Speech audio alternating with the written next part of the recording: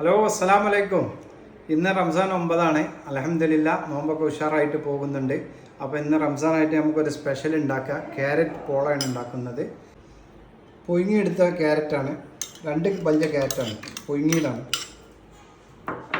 നമുക്ക് 4 കോഴിമുട്ടയാണ് വേണ്ടത്.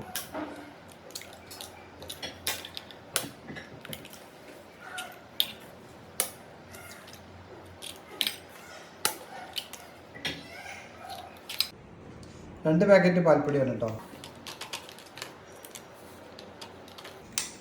ഈ ഏലക്കായ് പഞ്ചസാര കൂട്ടി പൊടിച്ചതാണ്, ഏലക്കായ് പൊടി. നമുക്ക് ആവശ്യത്തിനുള്ള പഞ്ചസാര ഇട്ട് കൊടുക്കാം.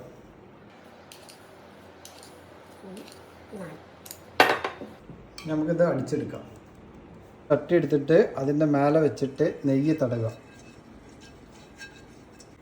ഇനി നമ്മൾ അടിച്ചെടുത്ത ബാറ്റർ, ക്യാരറ്റ് ബാറ്റർ അതിലേക്ക് ഒഴിച്ചു കൊടുക്കുകയാണ്. ഇനി നമ്മൾ ചെറിയ തീയിൽ 15 മിനിറ്റ് നേരം അടച്ച് വെച്ച് വേവിക്കാം. നമുക്ക് റെഡി ആയിക്കണം ചെക്ക് ചെയ്യാം. ചെറിയൊരു ഒട്ടലുണ്ട്, ഒന്ന് മറിച്ചിടാം. നമ്മൾ വേറൊരു പാൻ എടുത്തിട്ട് 2 മിനിറ്റ് മറിച്ചിട്ടിട്ട് അവിടെ വെക്കുക. 2 മിനിറ്റ് അപ്പുറം വേകാൻ വേണ്ടി.